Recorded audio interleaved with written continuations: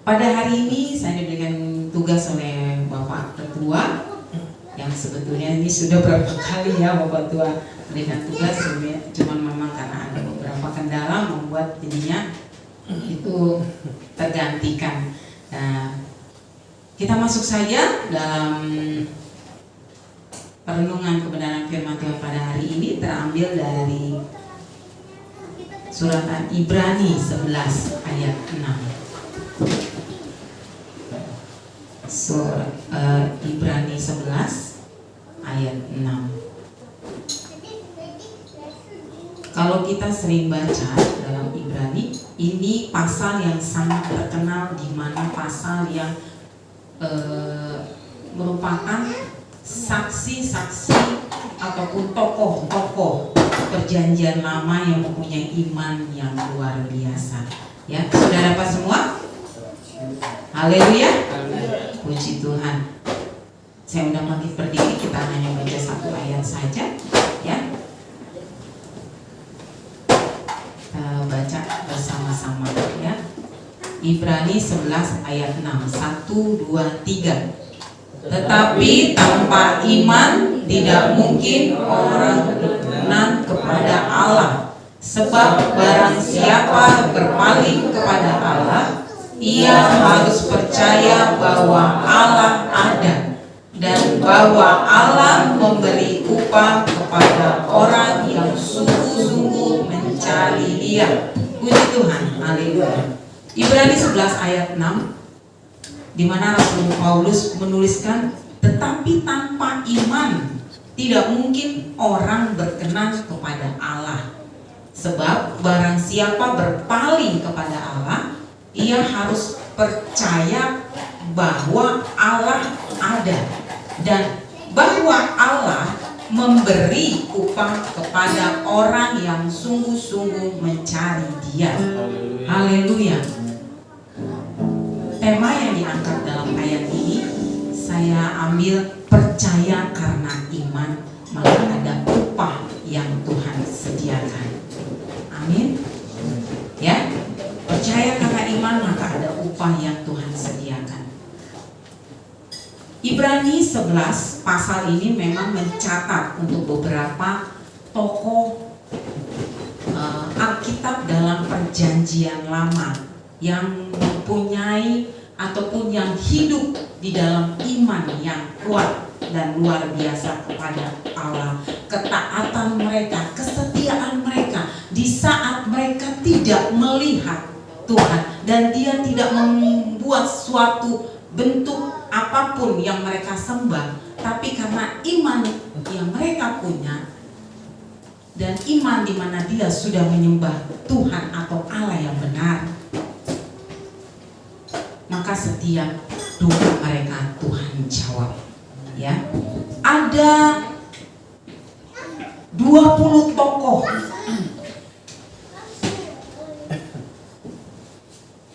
pada perjanjian lama yang tercatat dalam pasal 11 ini, ya, dari ayat 1 sampai 40, ya.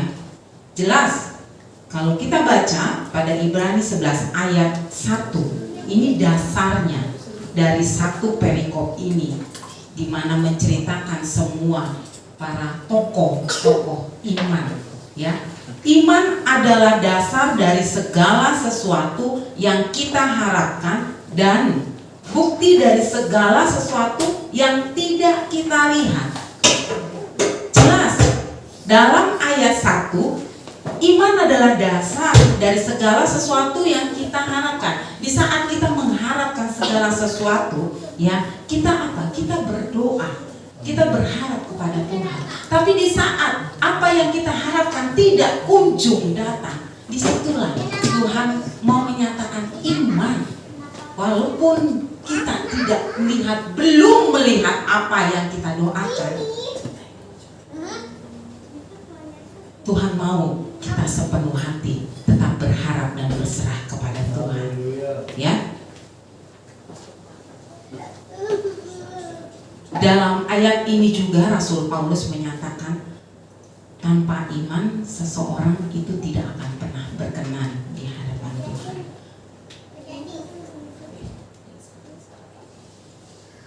ayat 5 sebelum ayat 6, di ayat 5, karena iman Henokh terangkat supaya ia tidak mengalami kematian, dan ia tidak ditemukan karena Allah telah mengangkatnya, sebab sebelum ia terangkat ia memperoleh kesaksian bahwa ia berkenan kepada Allah. Henokh, dia bergumul ataupun dia begitu dekat dengan Tuhan itu dalam waktu yang cukup lama, hampir ratusan tahun, di mana iman dan kesetiaan dia kepada Tuhan yang membuat Tuhan berkenan, sehingga apa yang dia inginkan, dia tidak mau mengalami kematian, Tuhan kerjakan buat dia. Dia salah satu tokoh dalam perjanjian lama yang tidak mengalami kematian, diangkat Tuhan karena kesaksian dan iman yang berkenan di hadapan Tuhan. Kalau kita sebagai manusia pastinya akan percaya di saat kita melihat, baru kita percaya, ya. Jadi misalnya kalau kita bilang, oh saya akan percaya di saat saya berdoa, saya misalnya saya juara, misalnya gini ya, saya juara itu karena saya belajar.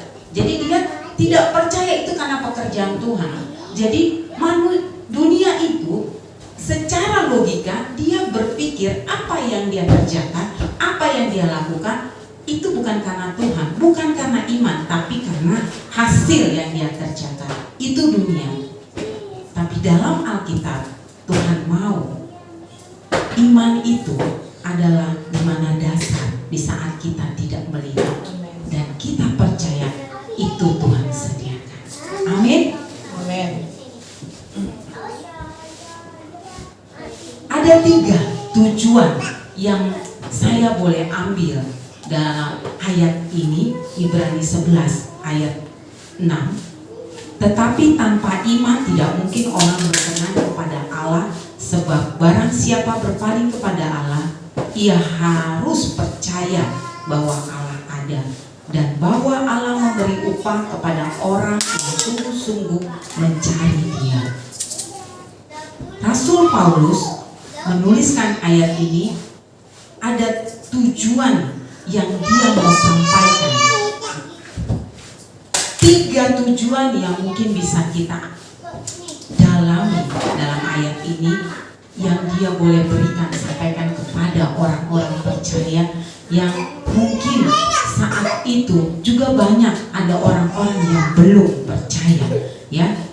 Yang pertama tentang iman.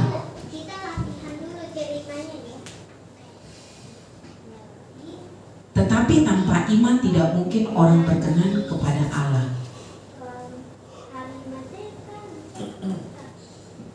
Iman dapat kita terima di saat kita mempunyai hubungan intim kepada Tuhan. Di saat kita terus berkenan di hadapan Tuhan, mempunyai hidup yang berkenan di hadapan Tuhan, maka kita semakin yakin, dan iman itulah otomatis timbul.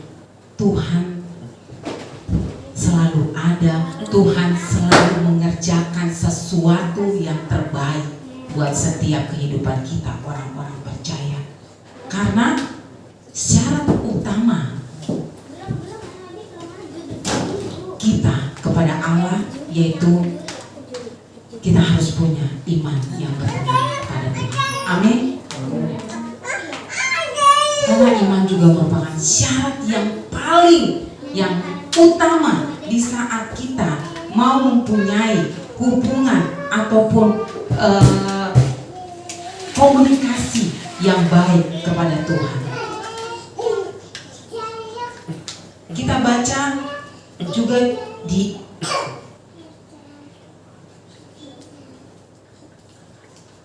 salah satu yang kita sudah baca di ayat yang kelima. Coba kita buka Kejadian 5 ayat 22. Ini menceritakan tentang Henok. Ya. Ada yang bisa bantu saya baca di Kejadian 5 ayat 22? Kejadian 5 ayat 22. Dan Henok itu bergaul dengan Allah selama 300 tahun lagi setelah ia memperanakan Metusala dan ia memperanakan anak laki dan perempuan. Dan Henok hidup bergaul dengan Allah selama 300 tahun lagi setelah ia memperanakan Metusala. Jadi di sini Henok begitu lamanya, begitu dia mempunyai hubungan yang luar biasa intim kepada Tuhan, sehingga apa yang menjadi apa yang dia sudah kerjakan, apa yang sudah dia berikan hidupnya kepada Tuhan, itu berkenan. Jadi yang namanya kita sebagai orang-orang percaya, bukan hanya setahun, 2 tahun, 3 tahun kita boleh ada terus berkenan kepada Tuhan, tapi kita mau memberikan hidup kita sampai akhir hidup kita boleh berkenan kepada Tuhan. Amin. Kalau dalam Matius 22 ayat 37, ya kita buka di Matius, Injil Matius 22 ayat 37. Dalam ayat ini jawab Yesus kepadanya, kasihilah Tuhan Allahmu dengan segenap hatimu dan dengan segenap jiwamu dan dengan segenap akal budimu. Tuhan mau keintiman dengan Tuhan, persekutuan pribadi yang begitu melekat. Tuhan mau itu ada dalam kehidupan kita, sehingga secara otomatis iman itu akan timbul dan hidup kita juga bisa berkenan di hadapan Tuhan. Lalu tujuan Rasul Paulus dalam ayat ini yang kedua adalah mengenai keyakinan kita kepada Allah. Iman tanpa kita yakin atau percaya kepada Allah itu juga tidak akan ada gunanya. Istilahnya sering kita perkatakan iman, banyak di luar sana perkatakan iman. Kita mengucapkan iman, tapi kita nggak percaya, masih ragu akan keeksistensinya Tuhan dalam kehidupan kita. Itu juga membuat Tuhan juga ini dia boleh sering memperkatakan iman dalam kehidupannya, tapi kok masih ragu akan adanya aku, masih tidak percaya akan keyakinan atau keeksistenannya Tuhan dalam kehidupannya. Kita buka di Ulangan 6 ayat 4.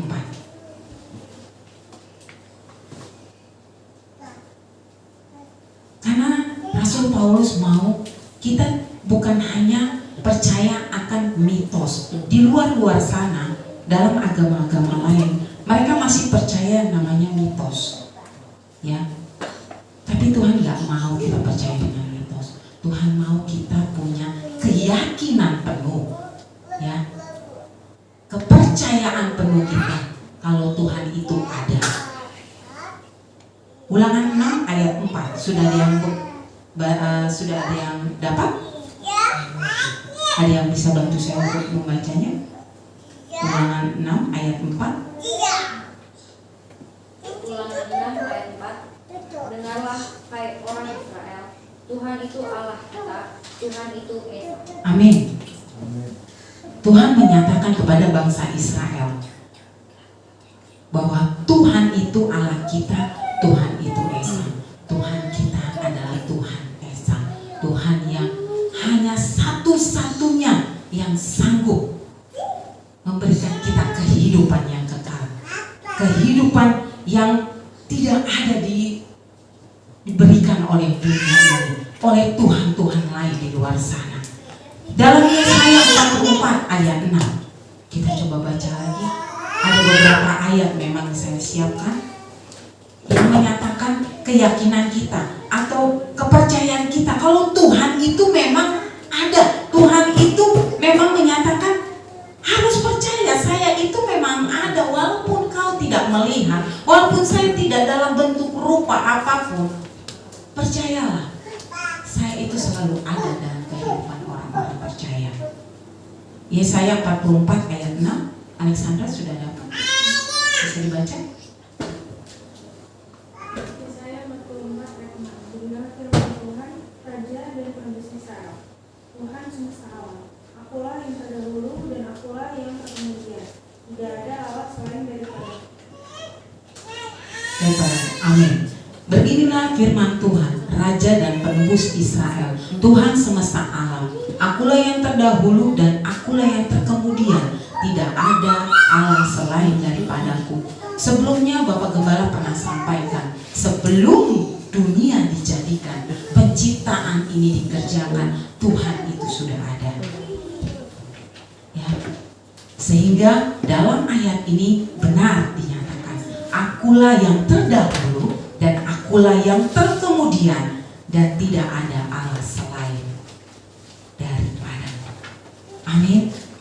Maka jangan pernah kita sebagai orang-orang percaya, apalagi orang-orang muda, di mana saat ini banyak pengajaran-pengajaran yang memberikan, yang membuat para anak-anak muda ini semakin bimbang dan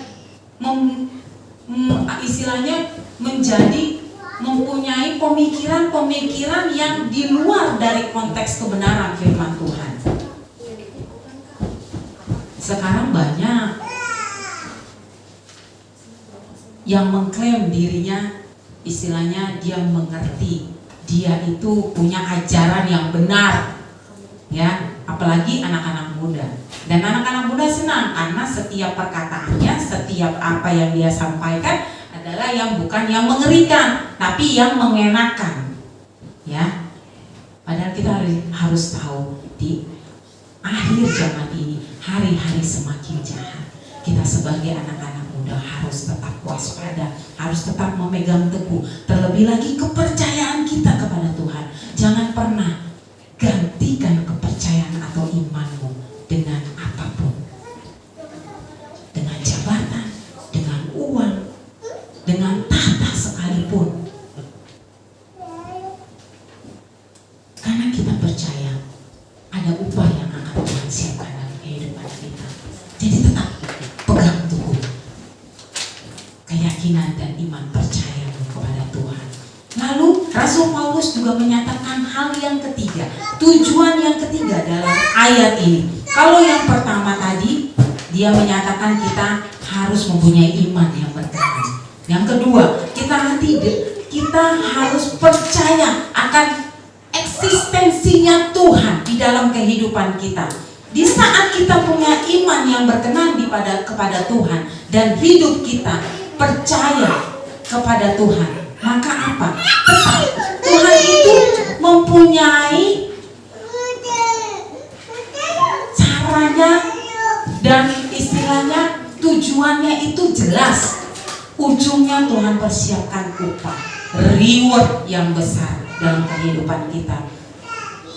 Di sekolah, kalau kita belajar, kita mengikuti ujian, hasil yang kita dapat adalah nilai yang terbaik. Itu reward untuk anak sekolah.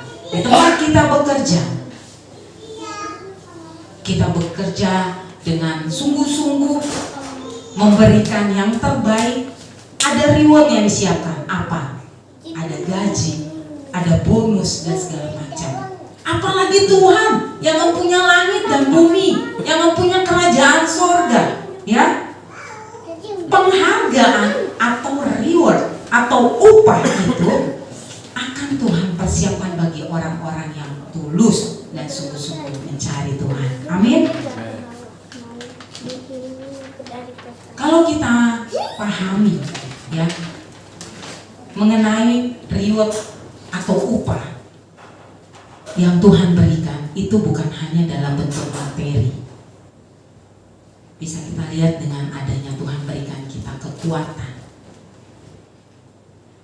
hikmat, kebijaksanaan, ataupun di saat kita boleh memperoleh kesembuhan, di saat kita sakit, di saat orang-orang tidak memperhatikan kita berdoa sendiri untuk diri kita sendiri ataupun untuk keluarga kita taruh taruh iman kita, kita taruh percaya kita.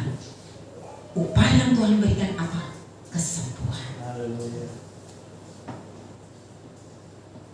Kita tahu Daud secara fisik dia mungkin dulu masih kecil, tidak ada orang yang mungkin menyangka dia bisa menjadi raja yang besar. Seorang penggembala domba, dia juga yang bisa mengalahkan Goliat, orang Filistin yang sebesar itu. Tapi di saat Daud mempunyai iman dan kepercayaannya dia kepada Tuhan, ada upah yang Tuhan siapkan buat dia. Apa? Dia Tuhan angkat sebagai raja. Jadi jangan pernah kita menganggap diri kita ini tidak ada artinya. Karena di saat kita terus menaruh iman dan percaya kita, upahmu, rewardmu, penghargaanmu akan Tuhan siapkan. Amin. Karena pada Matius 6 ayat 33, ini ayat yang sering kita baca dan kita dengar. Carilah dahulu kerajaan Allah dan kebenarannya, disitulah akan Tuhan tambahkan segala sesuatunya. Jadinya prioritas yang utama yaitu kita taruh Tuhan dalam kehidupan kita. Bukan fokus hanya mencari berkatnya saja. Jangan kita pikirkan ujungnya. Jangan kita hanya pikirkan upahnya, tapi kita kerjakan dahulu apa yang membuat Tuhan berkenan, yaitu kita tetap taruh iman dan kepercayaan kita, prioritaskan Tuhan dalam kehidupan kita, maka secara otomatis penghargaan, upahmu akan Tuhan siapkan. Yang terbaik, malah yang tidak pernah kita pikirkan akan Tuhan sediakan. Amin. Puji nama Tuhan. Tetap pegang iman percayamu. Jangan pernah lepas iman percayamu. Terakhir, ayat ini sebagai orang-orang muda pegang. Ya, kita buka di Ibrani 10 ayat 35. Karena jujur semakin kesini kami orang tua, gembala semakin takut. Karena kalau kita tidak punya dasar yang kuat, karena malah akan mudah kita melepaskan apa yang namanya iman dan kepercayaan kita kepada Tuhan. Sudah dapat? Saya undang makin berdiri untuk membaca ayat yang terakhir, Ibrani 10 ayat 35. Biarlah ini ayat sebagai pegangan kita sebagai pemuda remaja Gafra untuk kita tetap ada di dalam Tuhan. Ya, kita sudah dapat, kita baca sama-sama. 1, 2, 3. Sebab itu janganlah kamu melepaskan kepercayaanmu, karena besar upah yang menantinya. Amin. Haleluya. Tuhan Yesus memberkati. Biarlah terus kita pegang iman dan keyakinan kita dan kesungguhan kita untuk mencari Tuhan, karena itu adalah tuntunan dalam setiap kehidupan kita sebagai pemuda